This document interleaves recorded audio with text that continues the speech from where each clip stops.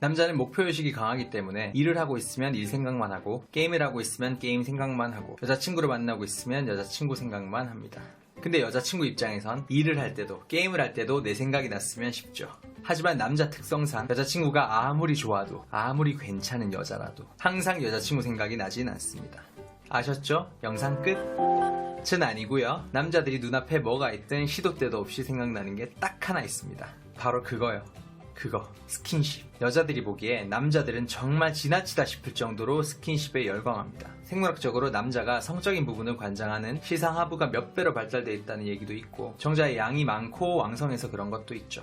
그래서 이 남자는 내 몸만 보고 사귀나? 라는 생각이 들 정도로 계속 스킨십 하려고 하는 남자친구는 사실 여러분의 몸만 보는 게 아니라 진정으로 여자친구만 바라보고 진정으로 여자친구만 생각하고 있을 가능성도 있다는 거예요. 이거라면 여자친구 입장에서 걱정할 게 아니라 오히려 더 좋은 거죠. 남자의 성욕의 중심이 됐다는 건 남자의 생각을 지배하고 있다는 거니까요.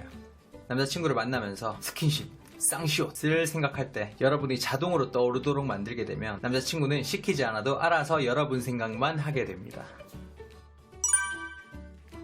그럼 섹시한 옷을 입는 거라던가 나 하고 싶어 라고 얘기하는 흔히 알려진 그런 방법 말고 여러분에게 스킨십 욕구를 집중시키는 다른 방법은 어떤 게 있을까요? 첫 번째, 욕구가 강해지는 시간대를 파악해야 합니다. 상시 발전기인 남자가 하루 중 가장 왕성한 욕구를 가진 시간대가 언제일까요? 야심한 밤? 가장 몸이 나른해지는 오후 3시? 아니면 사람이 가장 잔인해진다는 오후 8시? 모두 아닙니다. 흔히 텐트를 친다고 말하는 아침인 경우가 많아요. 행동심리학자인 앨런 피스는 고대의 남자가 성욕을 배출하는 시간은 사냥을 나서기 전인 아침이다 라고 사냥 같은 성취와 이게 관련이 있다고 설명하기도 하는데 그건 전 확실하지 않다고 보고요. 머리가 비었으니까 쏙쏙 더 잘 들어간다는 농담 들어보셨죠? 저는 이 개념이라고 생각해요. 아침에는 새로운 기억이 시작돼요. 그리고 약간 비몽사몽한 상태죠. 최면에서는 이때가 가장 최면 걸리기 쉬운 상태라고 얘기합니다. 오늘 뭐 해야 되지? 오늘 뭐 먹지? 같은 생각이나 잡다한 스트레스 같은 게 뛰어들 틈 없는 청순한 상태의 뇌니까요. 이때 스킨십을 하게 되면 더 몰입할 수 있고 기억에 잘 남게 됩니다. 그래서 함께 밤을 보내고 아침에 깨울 때 그것도 같이 깨워주면 좋은 거죠. 벌떡. 그리고 이왕 모닝 그것까지 하면 더 좋은 거고요. 아침 입냄새는 가그 이런 광고 좀 들어왔으면 좋겠네요. 두 번째, 일탈하게 만들어라.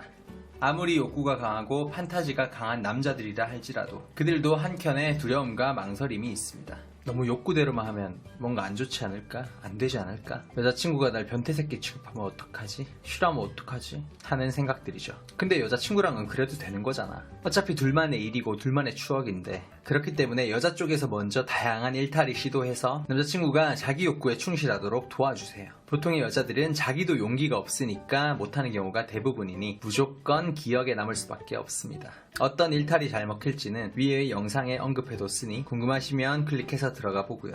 근데 여자 쪽에서 이런 일탈을 먼저 시도할 때 원래 내가 쉬운 여자라서 이러는 거라고 생각하면 어떡하지? 라는 걱정을 하는 분들도 많은 걸로 알고 있습니다. 이때는 말 몇 마디로 이걸 방지하는 게 가능해요. 오빠랑은 왠지 이걸 해보고 싶어. 이런 거 인터넷에서 봤는데 해보고 싶었어. 일탈을 제안할 때 이런 말 하나씩 붙여주면 땡. 만약에 남자친구가 필요 이상으로 바르게 살아야 한다는 강박관념이 강한 사람이라면 일탈을 할 때마다 이유를 갖다 붙여주시는 것도 좋아요.